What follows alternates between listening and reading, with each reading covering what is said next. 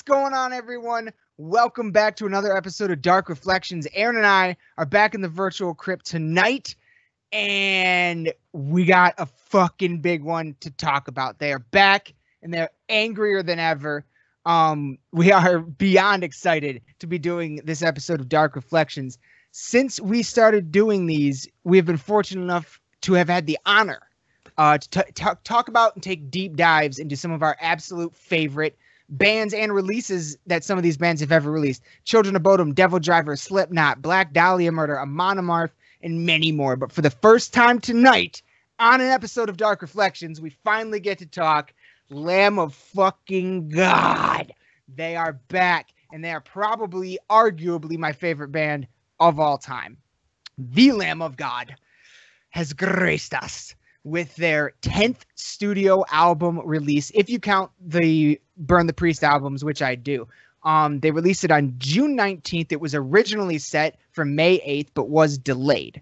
Also on this album, this is the first time in the band's history since the very first album under the Lamb of God named New American Gospel, where we see a major lineup change.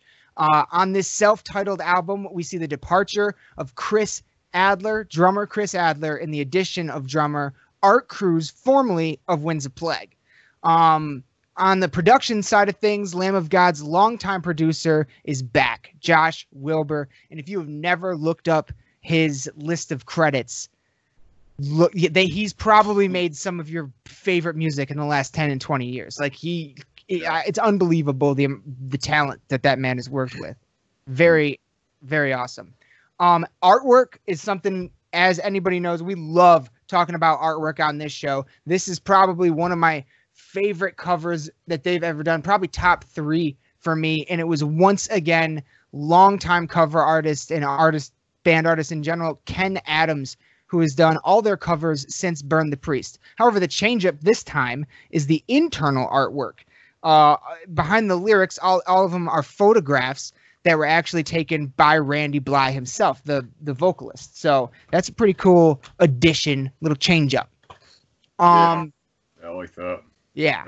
That was cool to see. And like, it was especially like noticeable when I started thinking about like just all the times I've like scrolled through his Instagram or whatever, like stuff that he's posted, and kind of seen these pictures, because they're like, some of them are pretty familiar. Like there's a few of them, especially for what you're going to talk about, for Reality Bath, I think for that one, and for I don't know, there's a few others that are in there that I kind of recognize, so it was cool to see that addition to it. I agree. Yeah, I love, and yeah, definitely check out Randy's Instagram. He's got a great Instagram. Yeah. But let's dive into it. We're going to talk about lyrics and overall sound. We pulled a couple of our favorite tracks to really dive into.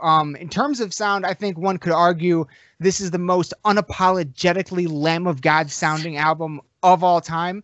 And it also has some of my absolute favorite lyrics that they have ever written. And like you just said, yeah, we're going to kick it off with Reality Bath. This song was brilliantly written, in my opinion. The first couple verses are about school shootings. Then it moves into, after the hook, it moves into kind of a story which, as far as I can tell, it sounds to me about deforestation in South America specifically. Then the final verse is spoken from Randy's perspective, but almost more dedicated or directed at the listeners, but speaking from himself, like with the chant, "No, I can't go on like this. No, I won't accept this." Then the hook of the track, which was probably written well over a year ago, is asking the question, quote, "Is this the new abnormal?" I find it almost chilling how relevant it is to the time that we are all living through right now that they have that line as the hook in a track on this album. The track starts with a fantastic guitar line that literally just slaps the song. It's heavy, it's hard as fuck. Randy starts kind of like talk to like the like growly, like gravelly talking, and builds the scream on one of my most favorite moments on the entire fucking album, when he goes, "She's just a child of 8 years old, already scared to die, and no one's done a fucking thing but watch the bullets fly." He goes up into the scream right there. The raw fury in his voice gives me goosebumps every single time I hear it. It has been a while since he has had a moment of just pure merciless ferociousness, and it's easily one of my favorite moments on the album. The riffing, the drumming, the way the track moves, the bass lines, the lyrics are some of my favorite they have ever written. It is a banger. It is a fucking banger of a track. Yeah. I think that something that kind of sticks out to me is like maybe not so much like the beginning little guitar line that happens with it, but the initial like chugging part with the like dissonant chords behind it reminds me of something off of like Palaces. Yes. Specifically Boot Scraper, like was the song that we talked about. That really just has that pretty distinct and definable rhythm to it, but it has this really like kind of like, you know, harsh sounding guitar behind it, which is like, you know, really sick to me that they're kind of calling back to stuff. Yeah, kind of, you know, to your point, like, you know, lyrically, I think it's really bold. I think it's one of the more standout tracks on the record for me. For that reason, I feel like it definitely talks about a lot of things that we've seen in the news, and it mostly just the chorus. The first couple times I heard it, I was pretty taken back by it because it is so, you know, it's so relatable and it's so just topical and current with what's happening. And it's always, to me, that's something that's always really cool to see from a band that's like this. And it's heavy, but it's also very, you know, very, very well aware of what all is happening. It's very, very easy to kind of call to certain things in history that have happened. Even within the last couple of years, we've seen a lot of what he's talking about. Yes. I love the reuse of the revisiting riffs. I think that's something that they do a lot on this record. Mostly on this song though. I feel like it's kind of one of the first times that I see it. It's just cool that they bring the like the main riff into you know, kind of a more like breakdown feel. Mm-hmm. I feel like Art Cruz has a lot to do with that. His style definitely shines through on this song. I agree. Yeah, just and you know, to your point, like just the overall rage of Randy's vocals is something that is hard to kind of pass on this song. Yeah, because it's cool that he kind of chose this kind of a topic to go with this song, because I feel like it flows really well and it fits together nicely, and it's not too far of a stretch between like, you know, like what it could have been versus like, you know, like what he ended up with, and just how, you know, just the relatability of it all. Absolutely. The next track I wanted to bring up was Routes. This is the fourth single off of the album, and it features the likes of Chuck fucking Billy of Testament as guest vocalist. Legend. However, I will say by almost a minute, this is by far the shortest song on the album. But it starts off with a great like cymbal countdown, sliding guitar, then it out the gates, pure fucking chaos. Thrashy as fuck, probably the most thrashy song on the album. The relentlessness in the verses almost sometimes reminds me, in terms of speed at least, of Contractor. Chuck Billy coming on the hook sounds fucking perfect. This is Billy at his best, no question. And like it's almost a weird juxtaposition to have Chuck and Randy trading off vocal styles, but I think it works really well and gives it a lot of life. Lyrically, some of the most poignant on the entire album. One of my favorite lines on the track is the opening line, a black snake beneath the ground, extinction dripping from its mouth. This track is about the events that took place at Standing Rock, where Randy Bye actually visited during the protests. And when you take that into consideration and context, in combination with Chuck Bailey's Native American heritage, it gives new perspective on this track to me and really turns the song into more of a work of art than anything. The breakdown is fucking disgusting and leads into probably my favorite solo on the entire album. It has this just like an attitude to it. The solo just has this like attitude to it that I really enjoy. Mm. Yeah, I think the chorus specifically was really written for his vocals. Mm-hmm. It definitely sounds like something that could have been off the last couple of Testament records. Which have been great. Yeah. Oh yeah. And it's kind of when I've like the stuff that I've sort of become most familiar with them in recent years, because before I wasn't like I had known of the name and stuff, and I'd known who they were, but I hadn't really checked out a lot of the music, and so like since then I've kind of gotten into them. But yeah, I think the chorus on it specifically stands out. I love just the big sounding, vocals behind it. Like I said, I think that's something that Testament is really like. That's kind of their signature thing, is just these big, like, hard choruses that kind of come through and that stick with you a bit. I think, it's one of the, like you said, it's one of the few albums that has a solo on it, and I think that, like, the sprinkled through solos on this record kind of bring a little bit more out of the times that it does than when it doesn't, and the fact that there is like a few more than we're kind of used to is a bit, it's a different direction for him, but I don't really feel like it would have really, added or taken away from anything. I just feel like it would have made that part of the song kind of, show up that much more. Mm-hmm. But beyond that, like, I think the thing that really sticks out to me on this song is just the stomp march feel at the end of it. That Anytime, drum. yeah, man. Like, anytime there's extra drums to anything, anytime there's like that extra, like, there's just this big landscape kind of feel to things. It's just like I'm a sucker for that. So it was cool to kind of, and it was one of those things that I picked up after multiple listens to it.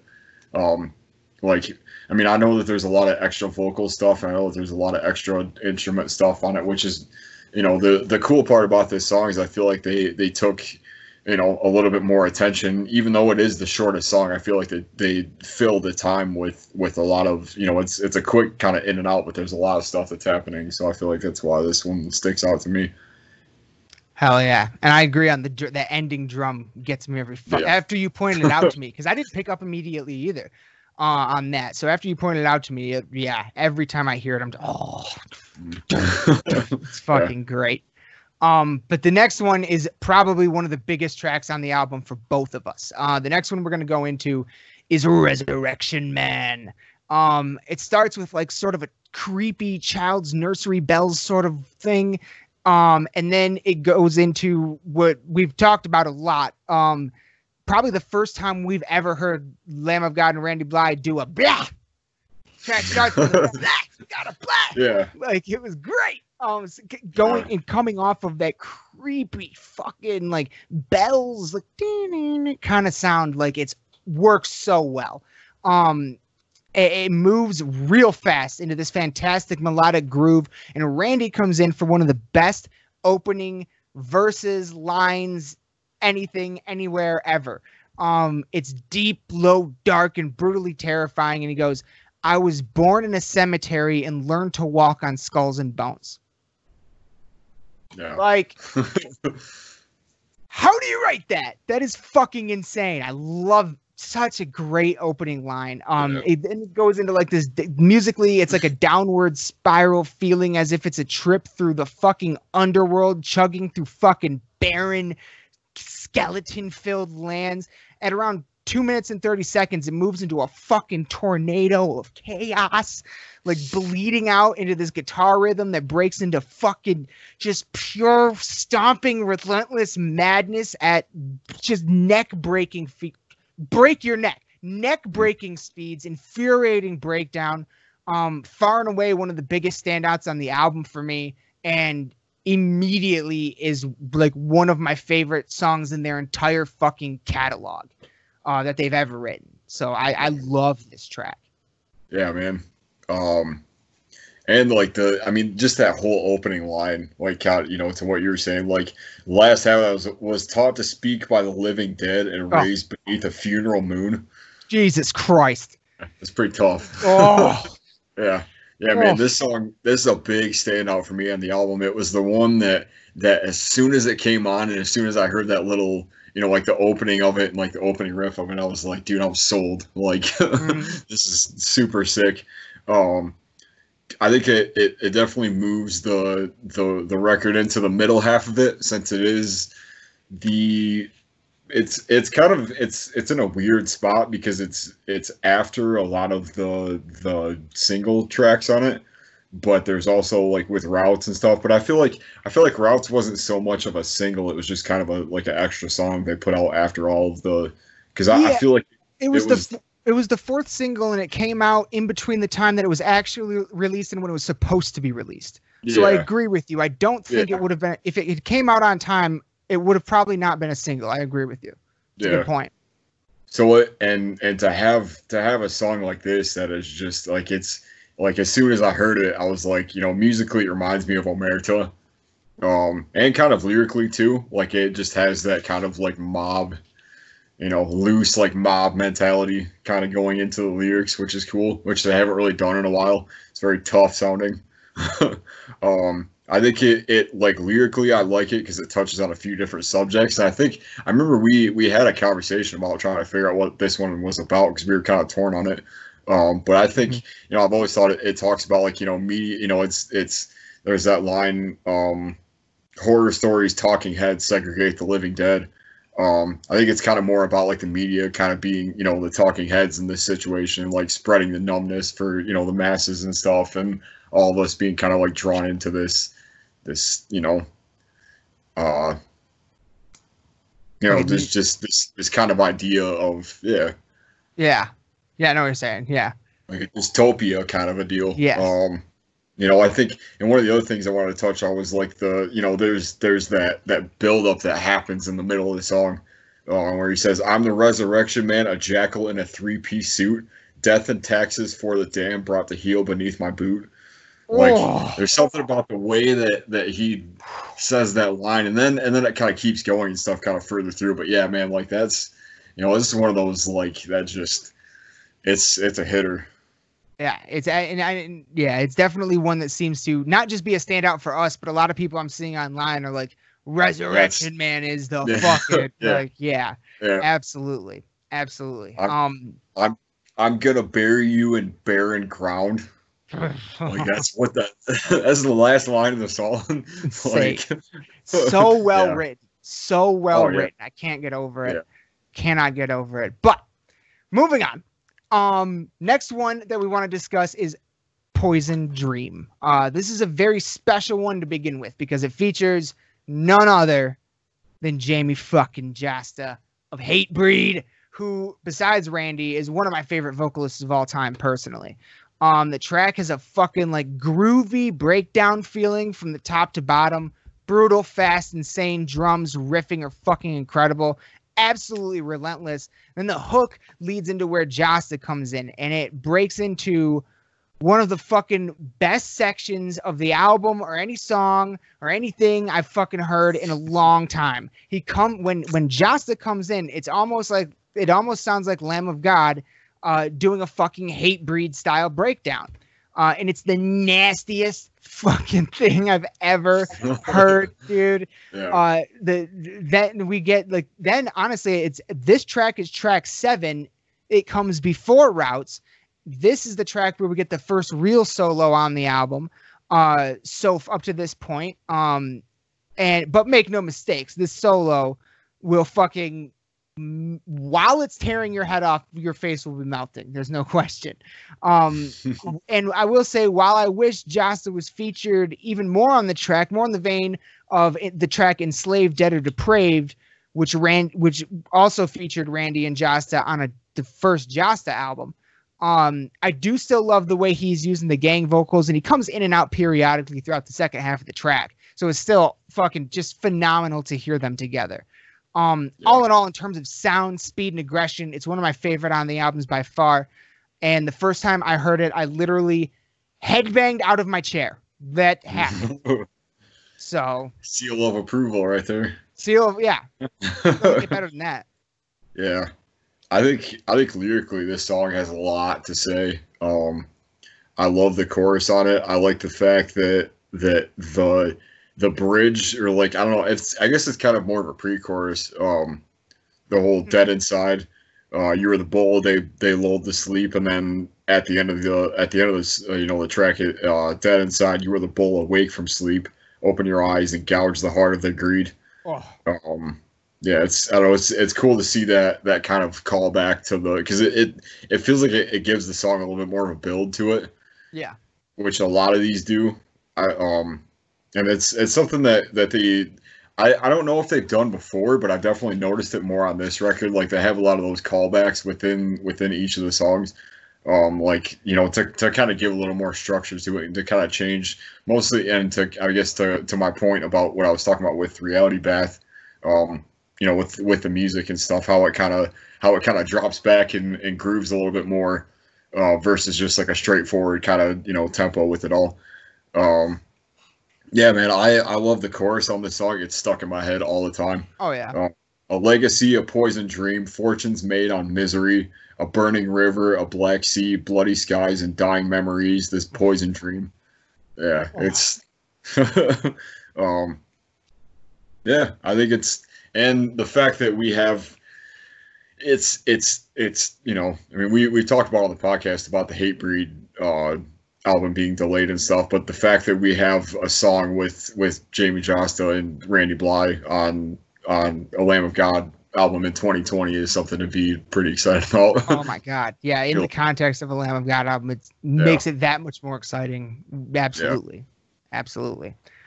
So I guess, So sorry, real quick, like the last thing, I like that it's one of the more groove based songs on the album. I feel like it's one of those that has like just that kind of like, you know, one that you can just kind of nod your head to. Yes. Yes. So. Just the whole time. Yes. Nod your head, break your neck. Yeah. Yeah. Somewhere between there. Happy middle.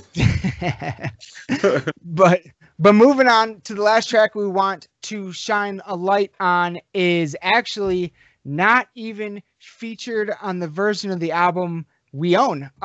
There is a bonus track for anybody that doesn't know on this. There is an 11th track on this album that was released exclusively through the like the vinyl box set, one of the vinyl box sets, and the Japanese edition. The track is called Ghost Shaped People. And it's some of the fastest shit on the fucking it's like Contractor turned up to 11. Like it moves into this fucking groove flurry. Randy uses kind of like a higher register sometimes, but he also uses a lower one, like the one on a Resurrection Man, because that whole track he's just low, like as low as he can fucking go, and it sounds so angry and mean. And he does that a lot on this track as well. It kind of has a Black and the Cursed Sun feel to me, especially during the hook. Personally, I love the hook on this track. The whole track is so low and dragging and hard and unrelenting. Then the hook just like jumps you up into the fucking air. It literally feels like you're fighting with all the Avengers. The Hulk grabs you, throws you up into the air, and then you dive back down into the fucking trenches. Like some of the best drumming and riffing like on the whole album to me. It has like a lead section that almost is like, it's just a guitar, so it's almost solo-y sort. It's more of a lead section though, like you said. But it's on top, it's like over top of these fucking relentless drums. The main riff on the track fucks me up every time. I love the main riff on this track. It's so like light and up feeling. And that frame against the backdrop of this like insane, fast, brutal, relentless track, to me, it gives it a breath of freshness. And that's just really exciting. And it like, I haven't heard it in the car yet. You know, I've only heard it online, but so I haven't given it the full gambit as I have all these other tracks, but it's pretty much I'm pretty confident saying one of my favorite tracks on the album. Yeah. Oh, I definitely agree with that. It is, if not just for the last like minute and a half of the song. Mm-hmm. Yeah. Like there's that little like sort of like clean thing that kind of mirrors the chorus riff, and then it goes into this breakdown at the end. It just like gets your head nodding. I'm not entirely sure why this one was the bonus track that they chose. It's kind of interesting because I feel like it really could have stood up with any of the songs that were on it. It's hard to say if I feel like it would have been the better closer or if it could have been like somewhere else in the album as far as like, you know, where it feels like it fits most comfortable with to me. Sequencing, yeah. I was kind of trying to figure that out before we were kind of doing this, and like, you know, as I kind of listened to it the first couple of times, I feel like it almost adds to the album. I don't feel like it takes anything away from it, and it's, you know, it kind of reminds me of how I felt about the Wrath bonus tracks, because there were 2 or 3 of them that I remember, and I really felt like any of those could have been on the album, either somewhere else or just as like extra songs with it. I don't really feel like it took away from anything. Let's see. Yeah, they and I guess to kind of go against your point, like the chorus, and this was kind of just my initial thought, like the chorus of it didn't really hit me quite as strong as the rest of them. Mostly just because it felt pretty reserved in comparison to the rest of the songs that we heard prior to this. And I feel like maybe that was kind of the point of it to a in a sense. Maybe they just kind of wanted it to kind of speak for itself. And I definitely agree. Like the music behind what's happening in the chorus is really cool. It has this big kind of, just build to it. Yeah, the middle bridge to the of the song leading to that crushing breakdown groove at the end of the song is a major highlight for me. Like it just gets me going every time. Like it's probably the reason that I listen to the song in the first place, just to get to that point. Just because it's so cool. And like I love the callback to the lyrics on the chorus of it, because I think it kind of hammers it home. Absolutely. Oh yeah, I think that they kind of missed out on putting this on the record, because I really feel like this one is really like. I don't know if, like I said, I don't know if it would have added as much to the overall record, because I already like it as much as I do, but it's, it definitely would have been a welcome addition to it. Absolutely. And that's a perfect segue into the next thing. We're going to talk about something called alternates right now. And we named it that because honestly, we really couldn't find much that we didn't like about this album. But then we asked ourselves, in an alternate universe, if we could have done anything differently with it, what would those things be? And right there, I think that Ghost Shaped People track should definitely have been included as the 11th track, because I think that in combination with On the Hook, those two together really create a gigantic closer for the album, which is something that Lamb of God has really become kind of known for, is these really big closers. We really don't have that on this album. My only other alternate would be maybe a few extra solos, but like you and I have talked about, would extra solos have worked in the flow of this album? That is a legitimate debate. And yeah, so that's something I've even gone back and forth on, but yeah, that's literally the only two things I can think of that I would have possibly changed, but maybe not. Yeah, no, that's fair. I think, kind of, with that same point, I feel like more solos would have been nice. I don't really feel like it would have taken away from what was happening. In most cases, I really feel like it would have kind of added that extra little spice to things. But that's, that, like I said, like that's just like a minor gripe with it. I guess, and I kind of, in a way, I kind of felt the same way you did about it. Like I don't really feel like it ended quite as gigantic as maybe the last couple. Like three, yeah. Yeah, more so. I think maybe another song between Bloodshot and On the Hook would have been cool, just to kind of have that, like, kind of like give it more of like a defined end to it, rather than just having it be like just something that ends kind of like on a middle note. And even that I feel like is a bit of a disservice. I feel like it sort of relates back to Torches, the last song off Sturmendrong.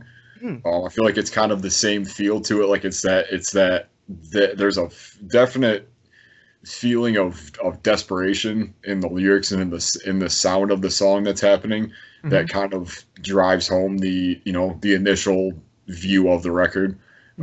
I think when you add the bonus track with it, and then you kind of run it back and stuff, it's one of those that, like, once you kind of reach the end of it, you're like, it's here, but like I feel like they could have they could have, just a little bit more, like towards the end of it, like they could have added just, and who's to say, like maybe they, maybe we're discrediting it. Maybe they thought that On the Hook was the best song on the record and it captured the end of the song. Like it's, I don't know, from a fan standpoint and from a comparative standpoint, I feel like it's, it's not the biggest ending that they've come up with, but it definitely isn't a slouch to me. And I just feel like it could have maybe just used a little bit more on the end half, but yeah. And that is a really good point to bring up, the fact that this album is sequenced so differently than the previous like 3 and maybe even 4 all the way back to Wrath,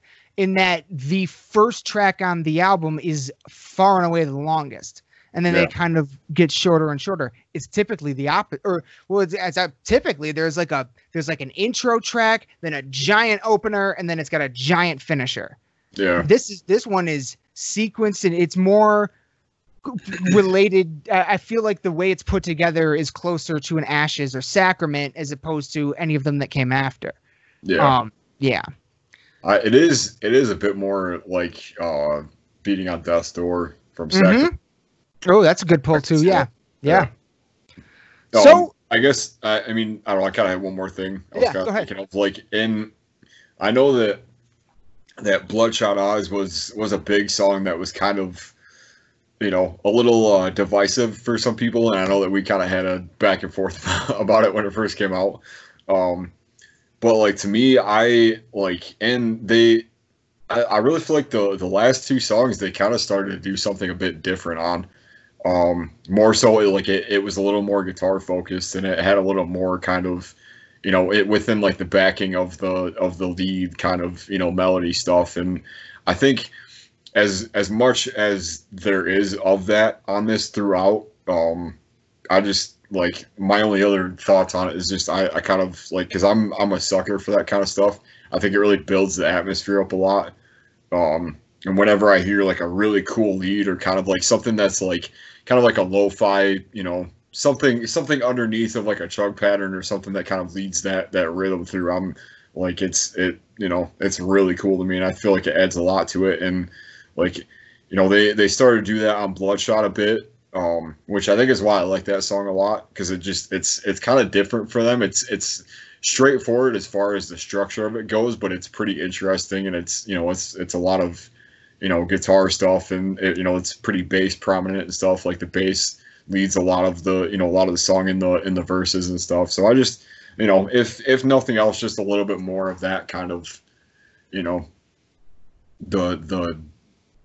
the like ambient kind of guitar stuff, I feel like kind of would have been a little bit cooler to hear on it. But overall, yeah, it's it's not really something that takes away from it for me. So fuck yeah, man. Yeah. Fuck yeah. All right, then that brings us to Aaron. What are your final thoughts on the album? I'll say, like, this one we've been waiting for a while. 5 years. Yeah. Since the last one. Yeah, and it almost doesn't seem like it. And the fact that, like, I feel like, any time that I can kind of recall back to this or relate to this more heavily with the last Slipknot record that came out last year, which ended up being our favorites of the year. I think that any time that you have a significant distance from one record to the next, it kind of gets interesting as far as when they come out with, when the band comes out with a new record, because is it a combination of songs that were written up to this point, or was it something that kind of, was it something that was kind of, predetermined and kind of built within the last year and stuff? And I feel like, no matter what fan of, like of their sound that you are, no matter if you like the earlier stuff or if you kind of like, like the Sacrament, Wrath kind of stuff, I feel like there's something that you can pick out of this that you can, kind of get into. And I feel like it's a good representation of where they're at currently. And it's like, to me, much like with the Slipknot and really any other band that's come out with anything that's, it's been, the longevity of it's been a big point of, why they're still, as big of a name that they are. I feel like, the fact that it's 2020 and we're talking about this record now and it's exciting, and instead of being something that's kind of a bummer, it's because, it can really kind of go either way. Honestly, yeah. I think that's something, there's really something to be said about that. And I agree. There's definitely been times where, like, there's I mean, like with any new album, with any new, something new that your favorite band drops, like it takes a little bit of time for some of it to kind of grow on you. And the more I listened to it, the more I kind of picked up on things that didn't really stick out to me at first. And, I feel like that kind of speaks to just how good this is, because it almost kind of requires that, like, extra listen to it to kind of get a little more out of it. But yeah, I guess, the only thing I can really say is, like, I really hope that by the time shows come back and by the time we get to see them, like, we get to see kind of, a few of the more, like, deeper cuts on this record than just the singles on it, because I think that's almost kind of leaving out just how good some of these songs are. So I don't know, I just kind of hope to see a little more of that. But yeah, overall, man, I'm excited that it's sick and it's good and it's something that I'm excited about. Yeah. I mean, you never know. You never know. That's the thing, Yeah. especially with the giant member change. Yeah. There was I agree. I definitely agree. For me, the impact of it being a self-titled album, I felt like was sending a message, and that message was, this is going to be the most Lamb of God album we've ever written. And Art Cruz, having spent years touring with them before ever entering the studio, when you consider that aspect of the situation, it makes complete sense that he was able to adapt to that sound so well and create something that still sounds true to Lamb of God. I feel like Mark Morton has really developed a style in which is so unique and identifying and identifiable that you can hear him play 3 notes and immediately know it's him. He's done a really amazing job at cultivating a specific and unique sound that is very brutal and shows off a large range of talent. He has given his guitar playing a real voice to speak through, which is something I don't think we see enough of today, we talked about the lack of solos on this album. It almost doesn't even matter because his guitar voice comes in so clearly and strongly on every single track. It's undeniable. In the end, I feel that this album stands shoulder to shoulder with all of my favorite Lamb of God albums. I mean, thematically, it's absolutely, like, some of the themes that they go over, some of the things that they talk about floored me. I haven't heard him talk about stuff on this level since, like, Wrath, Ashes, stuff, way over 10 years ago. And it absolutely blew me away. It's another absolute magnum opus. It's a crusher, and one I will not be putting down anytime soon. And I can't believe how much I fucking love this album. Like, to your point, the fact that it's 2020, 25 to 30 years into their careers, after everything that's happened, and we're all sitting here in this crazy situation right now, and this thing comes out, and it's so it's, as a fan, pretty much exactly everything I could have ever hoped for. Just I'm just so happy. I'm so fucking happy with this fucking album right here. Like, I mean, good luck on the album of the year list, everybody else. Like, that's all I'm gonna say. That's all I'm gonna say. It's been tough, man. Like, I've been trying to figure it out, kind of narrowing it down, and like, good luck. Good luck. This is a hard year. This is gonna be a hard year. But anyway, that's gonna be it for this episode of Dark Reflections. Thank you all so much for watching. We genuinely hope you enjoyed this episode and that you enjoyed the new Lamb of God album as much as we do. I hope you all love it. But that's going to be it for us on this one. We will be back again very soon, as always, with much, much more. But until then, raise your fucking horns, bang your heads. We love you all to death. Good night.